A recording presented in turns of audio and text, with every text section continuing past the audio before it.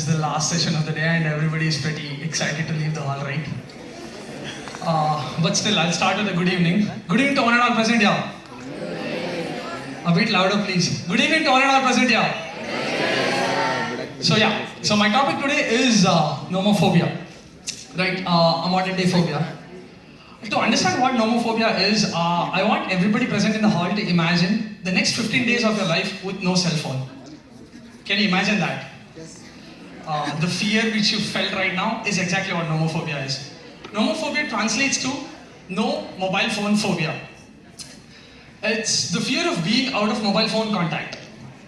Let's dig deep into what nomophobia is.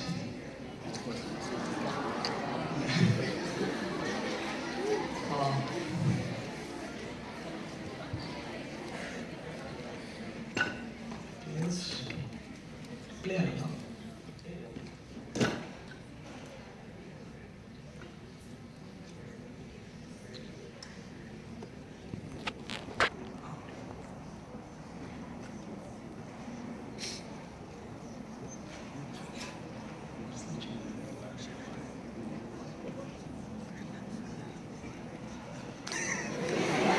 Yeah. So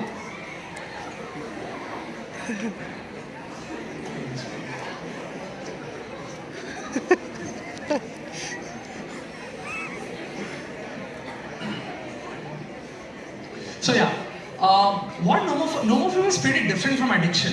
Addiction is basically at the level of, first enjoy the clip. So technically there is this baby who is trying to, whose parent, so the parent has given a cell phone to the baby and then takes it away from the baby. Now the baby feels irritation, loneliness and doesn't have the pleasure. So once the phone is given back to the baby is again happy, using the phone all normally, and then again the parent takes the phone away from the baby. Right? Any moment now. Yeah, this happens. And then the baby cries. So what is it that nomophobia is not at the level of addiction, it's at the level of effect, the outcome of it. So the sense of loneliness or loss of happiness a person feels once the phone or technology itself is taken away from the person, and that's exactly what nomophobia is. And also, once the phone is reintroduced back into the environment of the baby feels happiness, and that's exactly what nomophobia is. Right? Having understood what nomophobia is exactly, now some other facts about nomophobia. It's classified and constructed on definitions described in DSM-4. DSM-4 is Diagnostic and Statistical Management of Mental Health, classification 4. It's seen in people with low self-esteem and high extrovert or introvert personality. Importantly, it's at the level of high extrovertist nature. The spectrum is towards the high extrovertist nature.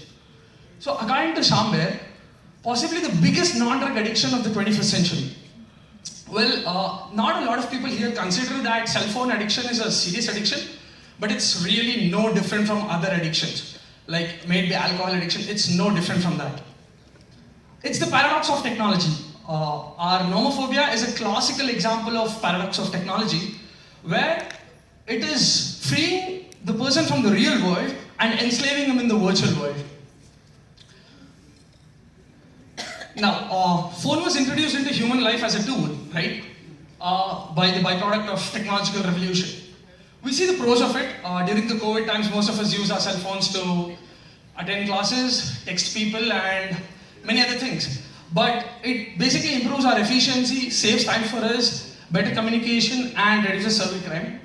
The cons of it, of course, is if there is one person who's sitting on a chair and then playing PUBG all day, he would lose his job, right? So that's what happens with people. That's the con of technological revolution and phone itself. It creates dependencies, reduces human effort, privacy problem, and creates health problems. Well, this is the broader aspect of it. But let's look into, as a medico, let's understand the psychological and physical aspects of it. The cons, physically, if a person is sitting on a chair and then not doing any work at all, he'll become obese, right? And from morning, we've been looking into how cancer is caused, is more prone in people who are obese. So it can lead to obesity, well, ultimately leading to cancer and other disorders such as coronary artery disease or whatever for that matter. Then you have the psychological challenge.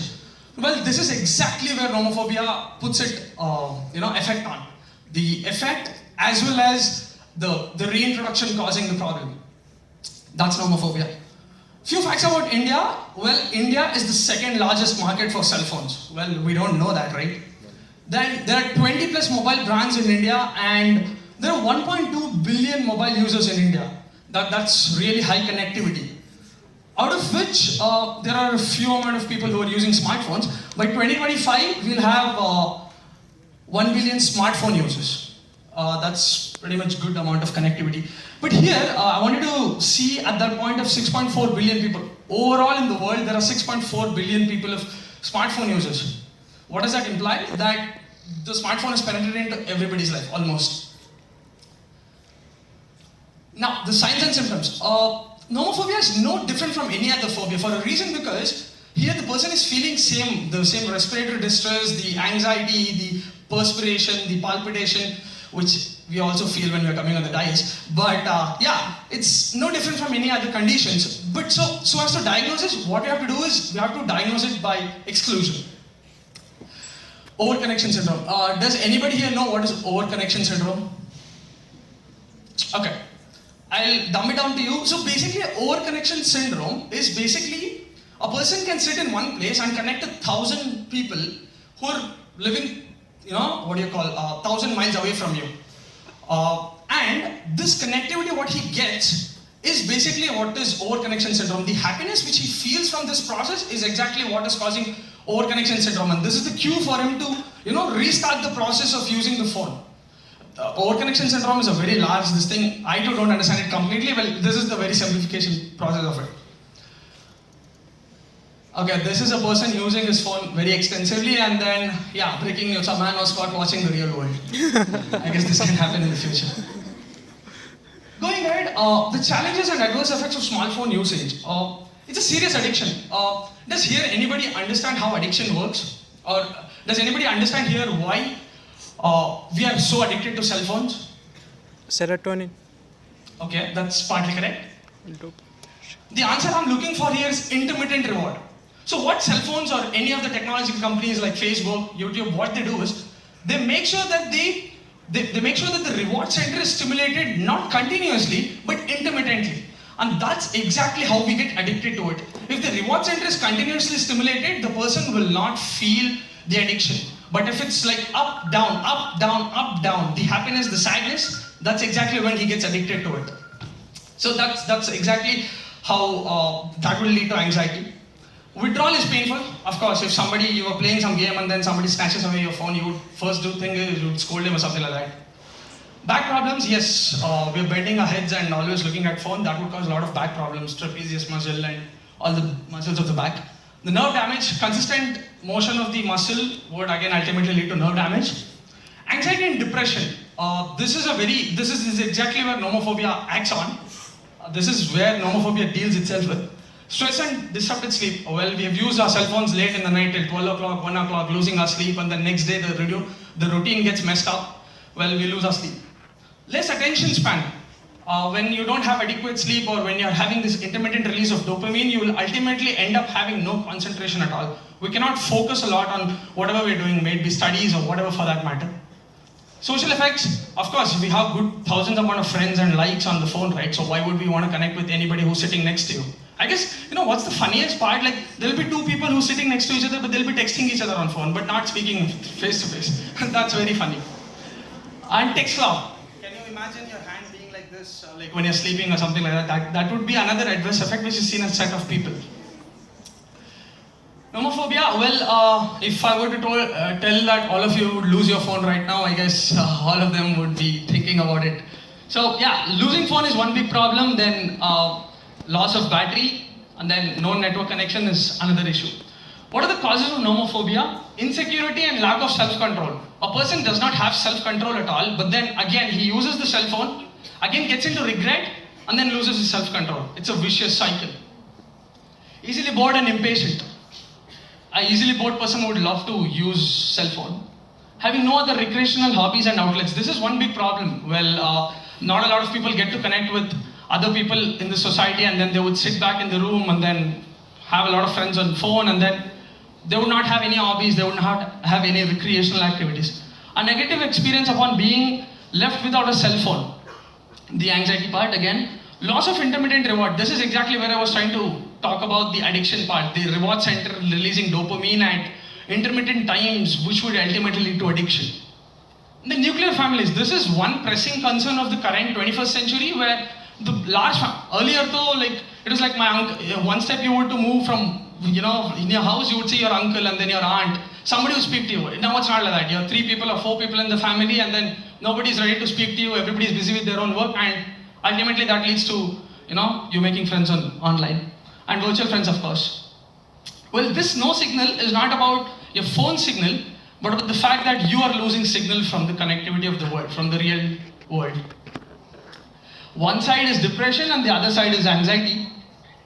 Anxiety and phantom vibrations. Well, this is, I guess all of you can remember that instance where you were always looking at the phone screen expecting somebody to text you, or you were like, yaro message ಮಾಡ್ತಾರೆ, yaro phone ಮಾಡಬೇಕು ಇವಾಗ. You will always be looking at the phone and nobody texts you back. That is exactly what phantom vibrations is. And that's also called as anxiety. Right? The damage the nomophobia does is, one person, like imagine, so tomorrow is your examination, and then you're sitting there, you're not able to study. Then what you do is, I'll look into phone. You'll binge watch YouTube for 2 hours, and then you look at the time has passed by 2 hours, and then now you're more anxious. Again, the bad cycle of nomophobia.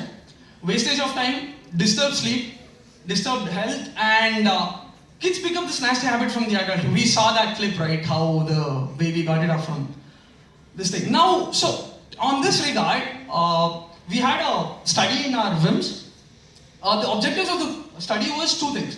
One, to know the prevalence of nomophobia, and second was to know the determinants of nomophobia. The study design was cross-sectional. To understand what cross-sectional is studying something at one point of time. Why is it beneficial? Because it's very fast to do so. And it was a descriptive type of study. And the setting was WIMS Ballari, of course. And this was done for 2 months. And this was for all the first year to final year MBBS students. The data collection, a pre-designed self-administered, okay, we had a questionnaire basically. It was called as Nomophobia questionnaire with 20 questions, and there were 7 levels of agreement. This was interesting though. Data analysis, descriptive statistics, like we use percentages, means, and to know the data and describe the data, of course. We had 2 main types of tests which we use, that is the chi-square test and the Mann-Whitney U test, right? And these are 2 different types of tests. One of them basically works on a formula, and the other one compares the means, right? Now the levels of nomophobia was calculated. So what we do is we basically classified the whole category of people. We took a sample size of 419 people. So according to the scores, what we did is we divided the whole total into 2 parts. Where one, the score was less than 59 and the greater than 60 score. So less than 59 were considered as no nomophobia, and greater than 60 were known to be having nomophobia. The highest score was still 140 and the lowest score was still 20, right? Okay. The results, we took a sample size of 419 people and we had 56.56% of male and 43.43% of females. Among that, we got to know that astonishingly, 62.8% were having nomophobia. That means 62.8% of people had a score greater than 60, right? That's pretty astonishing. And we had 37.2 people were free from it. This was the prevalence of nomophobia. So the 62.8%, which I told you, which comes up to about 263 people, and it was absent in 156 people. This was a depiction of it in a graph. Then, this is pretty interesting. So here, look at this. The age group, so the ones who were in the younger age spectrum, that is from 17 to 19, had more prevalence, right? One with the younger age wanted to, use the phone for a longer time and also suffered from the same. Then you had these people with 20 to 24 years who had lesser. Actually, it will be evident in the next graph. So here, look at this. So the ones with 17 to 19 years have a greater number, 67.7% of nomophobia. But when it comes to 20 to 24%, those people were having nomophobia, 59.8%. Same goes with, females again dominate here, men. They had lesser nomophobia, whereas men had more nomophobia. All those times when somebody was calling and then everybody was speaking on phone. Now the years of study, first year and second years were more prone to nomophobia. They weren't studying much. Then you have third year and final year, they were studying a lot. So they had less nomophobia. And then the years of usage. So those people who were using their smartphones for greater than 2 years had a more probability of having nomophobia. And these were the determinants. Right? Again, another set of determinants. We had the last three determinants, which was the internet access. The one who had more internet could watch a lot more of YouTube, surf the internet for a longer time. So he had greater nomophobia. There it is. See, the yes part is 65.3%, whereas the no part is 47.5%. That's what I was trying to tell. And then the time usage, the ones who were using their phone for greater than 3 hours had a great, if you use the thing for a longer time and once it's removed from your life, that will have a greater impact, right? So that was one thing. And lastly, the number of apps used. The ones who are using greater than 30 apps had a greater nomophobia. So all of this is very typical. I mean, this is very understandable, but the fact that we don't realize this. We don't even consider nomophobia to be a very serious complication, which is going to be a threat to the future. Now, okay, this is the pattern and practice. Most of the people use their phone for listening to music, 84%. You know, while studying, we're listening to music. When you're dancing, we're listening to music. And yeah, pretty much every time. And talking to friends and family, all those people who are walking in the corridor, speaking to friends and family. Then we have looking up to information on the internet. Lastly, look at the astonishing part is that people were using the cell phone for checking their email very less, right? Like there were 39% of people who were using it for that. And killing time was again the same thing. And lastly, in this, only 19% of the people use their phone for classes. That's pretty astonishing. I mean, that's why we take this. During the class, okay. This was during the class. And when they were bored, mostly they used their phone. That was 90%. And when they were alone, again, it was 78%. And these are again same kind of statistics. Yeah, the conclusion is the prevalence of nomophobia, which is 62.8%, pretty high, among the medical students was high when compared to other studies. Variables like availability of internet access, time spent on smartphone usage, number of apps used were important determinants of nomophobia. We had different determinants which we read, right? The majority of them use smartphones to listen to music, to talk to family and friends, and surf the internet, and use more when they were alone or bored. Males preferred phone calls as a mode of communication, whereas females were more comfortable with texting messages, right? Conclusions. Nomophobia is an emerging threat to the physical, mental, social, and psychological health, right? I would really, feel it to be successful if everybody were to carry this message that phone addiction is a real problem and the after effects are dangerous again.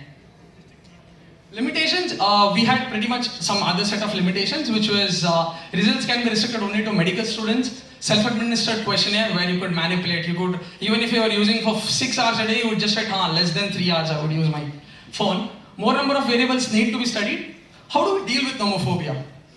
Level 1, the policy and law. So, until now, there is no law which says that a baby or a young infant of this age should use it and should not use it. So this should be the primary level where they should be acted upon. Second, the values, like games and festivals, the outdoor recreational activities need to be entertained a lot. Having said that, education, parents should be educated mostly because I strongly feel that it's the parents who can really curb this. And this can happen at school level. Level 2 and 3 is prevention of homophobia, which is based on setting-based approach. Medical treatment of acute health problems like clonazepam, giving them benzodiazepines, and cognitive behavioral therapy. Level 4 and 5 is an extreme condition where a person is feeling too much of depression, feeling the loss of, he feels like he has lost everything. This is seen mostly in North Korea and South Korea where people are too addicted to using the phones, like their whole life, almost months together, they are not aware about what is happening outside and they're using their cell phones. This is where rehabilitation and other therapeutic uses comes in. These were my references and my guide Suresh sir helped me out with this a lot. And the references, again, this is another reference and this is the thank you slide which you were waiting for. Thank you everyone.